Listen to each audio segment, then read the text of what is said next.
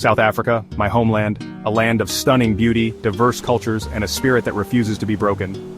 Yet for decades, a dark cloud hung over our beloved nation, the cruel system of apartheid. Imagine a world where your skin color dictated your entire life, your opportunities, your freedoms, your very existence, all determined by the pigment you were born with. This was the reality for millions of black South Africans under apartheid.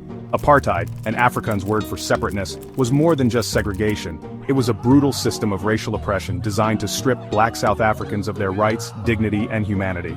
From 1948 until its dismantling in the early 1990s, apartheid cast a long shadow over South Africa, leaving scars that we, as a nation, are still healing from.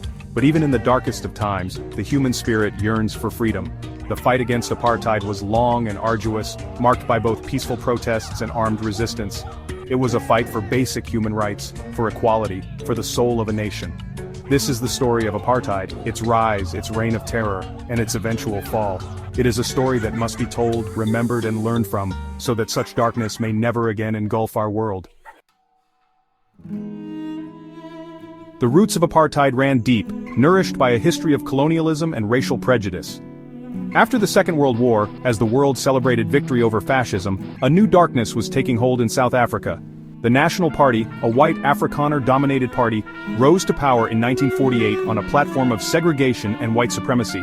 Exploiting existing racial tensions and fears, the NP promised to protect the white minority from the perceived threat of the black majority. Their message resonated with many white South Africans who had long benefited from the country's racial hierarchy. The NP wasted no time in implementing its agenda. They believed in the inherent superiority of the white race and the inferiority of black Africans. This belief, this dangerous ideology, became the bedrock of their apartheid policies. They set about systematically codifying racial segregation into law, creating a society where every aspect of life was dictated by race. The National Party, with chilling efficiency, constructed a legal framework of oppression. Laws were enacted not to uphold justice, but to entrench racial division and white supremacy. One of the most insidious was the Population Registration Act of 1950. This act classified every South African by race, forcing individuals into racial categories like white, black, colored, and Indian. This seemingly simple act had devastating consequences. It formed the basis for all other apartheid legislation, determining where people could live, work, and even love. The Group Areas Act of 1950 further segregated communities, forcibly removing black South Africans from their homes and relocating them to designated areas. The pass laws, perhaps the most hated symbol of apartheid, controlled the movement of black South Africans. These laws required black people to carry identification documents at all times, restricting their access to white areas. Failing to produce a passbook on demand meant arrest, detention, and even worse. Section 4. A cry for freedom, resistance, and repression. Despite the ever-present threat of violence and intimidation, the spirit of resistance against apartheid burned brightly. Black South Africans refused to accept their fate passively. The African National Congress, formed in 1912, became the leading voice of the anti-apartheid movement. Through peaceful protests, boycotts, and civil disobedience, the ANC challenged the legitimacy of the apartheid regime. However, the government's response was brutal. Peaceful protests were met with violence, leaders were imprisoned, voices of dissent were silenced.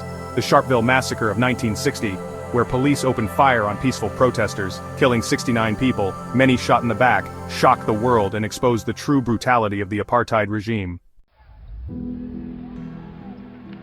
Section 5. The World Awakens, Global Pressure Mounts. The Sharpeville Massacre was a turning point. The world could no longer ignore the atrocities being committed in South Africa.